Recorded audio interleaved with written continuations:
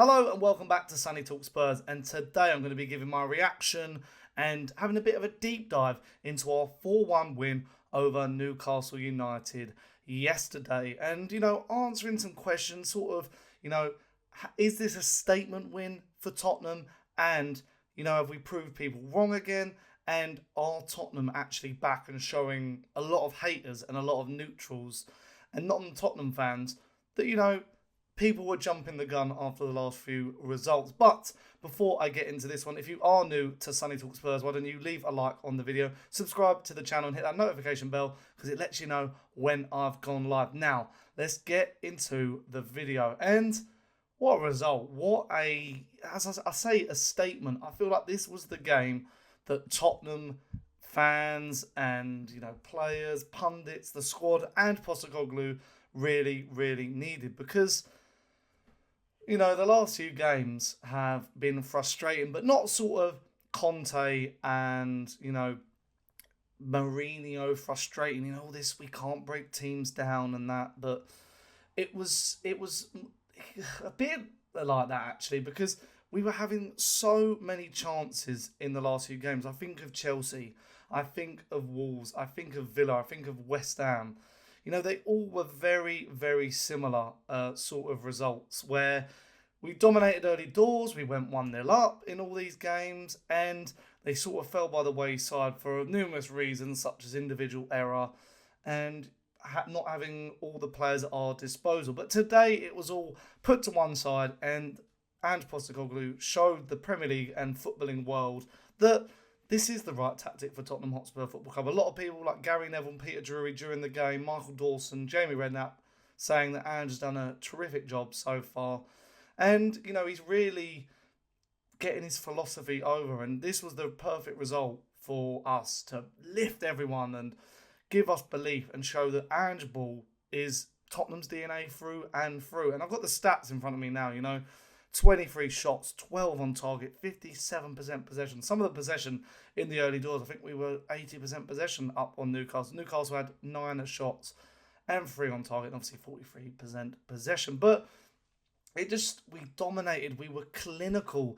And I'm not sure how many of you have seen it, but if you haven't seen it, go back and you can double check in my previous video where I highlighted the biggest problem at Tottenham Hotspur. I mentioned Tottenham's clinical edge and lack of goal scorer, and how Heung-Min's son needs to be put on the wing. And today he started on the wing. Richarlison came back into the team through the middle, and I feel like my point was proven. Son on the wing, absolutely roasting Kieran Trippier early doors for the first 2 goals. Udogie, absolutely like a striker's finish. I don't know where he came from. He just really arrived late in the box. Lovely 1-2. He's such a good player. It was such a good team performance. I'm going to highlight some of the performances as the video goes on. But then Son again links up perfectly with Richarlison. Richarlison, it's his best game in a Spurs shirt. He's finally scored with his feet, and he did it twice.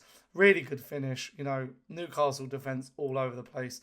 And I just feel like Newcastle were weird. I think Gary Neville again highlighted it in commentary that they do look really leggy. And I did say in some Premier League predictions, I've said to friends and in my table predictions that I had in a video ages ago when I launched the channel, that I did think that Newcastle would struggle this season to an extent, because I don't think they're used to playing the European, all these games. Their squad is threadbare. They've got more of an injury crisis than us, but they look really leggy. They were tired. I think we really dominated them and exposed some of their weaknesses. I think the Bravka's not as good as Pope, Lascelles and Shaw. They look like they got knocked early doors. And they really, really struggled. And we went in, and I'll be honest, during this game, I was a bit nervous. And I think the crowd were nervous because Newcastle came out in the second half and sort of fought back a little bit. And luckily, we scored and got the third in perfect time in Richarlison. A lovely ball over the top from Pedro Porro. Fantastic. I think he had another spellbinding game for Tottenham. He's proved me wrong. I loved him when he joined, and I've said before how he's proved me wrong, but he's week in, week out. I was not sure whether he could play in a 4 at the back, and he is just absolutely a marvel. And then we get a fall for a penalty, clear penalty. Dubravka brings down Son, and, Son dispatches our first penalty scored by a player that wasn't Harry Kane since Dele Alli scored for Nuno in Nuno's second or third game at Tottenham. So I think that was 2021. Hopefully it was 2021. If I'm wrong, let me know in the comments down below. But just a really dominating performance, and showed that, in the last couple of games, I was at the Villa game, I keep saying that, we should have been 3-0 up. Against West Ham, we should have been 3-0 up at half-time. Against Chelsea, we should have put them to bed early doors. And against Wolves, we should have really put them to bed as well.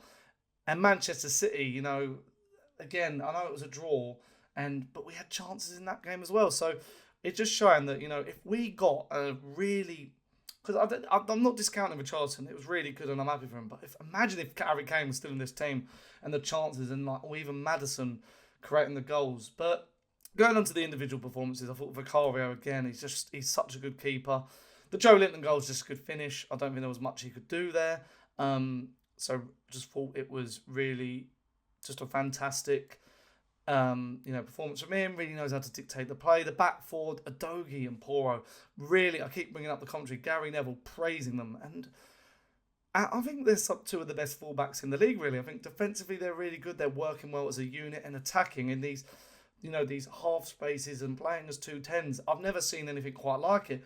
I've seen Trent, but I don't think Trent occupies sort of similar areas. I feel like Trent is also in a league of his own. He is fantastic. But both fullbacks sort of doing this. I think Liverpool's fullbacks were different, especially in peak Klopp for Liverpool.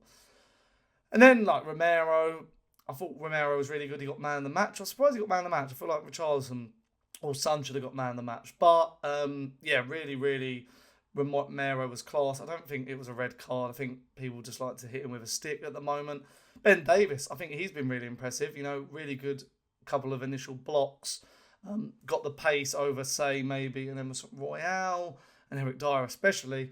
So, Ben Davies has proved a lot of people wrong in this recent run, and he'll keep his space in the team because he's left-footed and he's quite good in this position. Bissouma, lots of people calling for Bissouma to be dropped, including my own dad, but I think, again, Bissouma showed he is perfect for the 6th role, bopping it around. One of my players who I thought was man of the match was Sarr. I mean, why is no one talking about Papa Matt Sarr? He is one of the best midfielders in the Premier League so far this season. At 20 years old, we're going to seriously miss him when he goes off to AFCON. But yeah, thought he was amazing. He just has he's pacey, he's strong, he's got an eye for a pass, he's a bit more creative. He just offers something a bit better in our midfield. And when we don't have him, we do struggle. Kulusevski from deep again in the Zorro style mask. Really, really good. Brennan Johnson, I think, people won't talk about Brennan Johnson, but he just pace, such a good option, good feet. I think, was unlucky with a few of his deliveries today. And then, Richarlison, fantastic for him, really. Considering his touch for the second goal, he really worked it well. And even the first goal, he sort of sold most of the defence and, not, struck home. Just a shame he couldn't get a hat-trick. I think that would have been funny. And, people have been memeing, saying he scored more goals than Højlund, Rashford, Martinelli, Gabriel Jesus, which is quite funny for some football Twitter banter. And some, I keep saying it, play him on the wing, I think, from now on. Really, really good. Just a really good dominant display from Tottenham, reaping the benefits of, just proving a lot of people wrong and showing that Ange Postecoglou is going to be fantastic, proving a lot of haters wrong. And what happens now? We've got Nottingham Forest and Everton in our next 2 games. Obviously, Nottingham Forest is on Friday night, but we've got to keep going now. We've got to collect the points, in that tricky run of the 4 games that I've been mentioning. We got 4 points. You would have hoped, West Ham and Villa were frustrating, especially at home as well, whereas Forest is going to be away and Everton, I'm not sure if that's home or away off the top of my head. But we've got to keep going over the Christmas period. It's going to be tough and games are going to come thick and fast. But if we keep playing like this and against all different types of opposition, I think we're going to do well. But what now for the remainder of the season? Can we get top 4? I'm going to be bold. I think we could get top 4. If we keep, bumbling along, picking up results like this, playing how we are, I'm confident.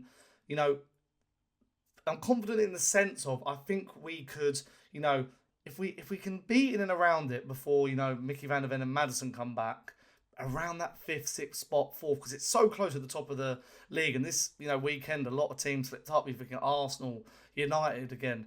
So if you're in and around it, and then you get those 2 players back, I think, 4th would be fantastic. 5th, I still think would be good, and 6th as well. But we're showing a lot of progress, a lot of talk today. Spurs have got their DNA back, and we're just playing such good football. It's such a better watch. I don't care. I've seen people say, oh, but Conte had the same points total and all that. It's just so much better, and it's more of a winning mentality, and the football club is more positive than ever. I am buzzing. But let me know your thoughts in the comments down below. How did you react to the result? It must have been absolutely buzzing. I want to know all your thoughts about the style of play and where can Tottenham finish this season. Let me know in the comments down below. And if you have enjoyed, leave a like on the video. Subscribe to Sunny Talk Spurs and hit that notification bell because it lets you know when I've gone live. I'll see you pretty soon and a ciao.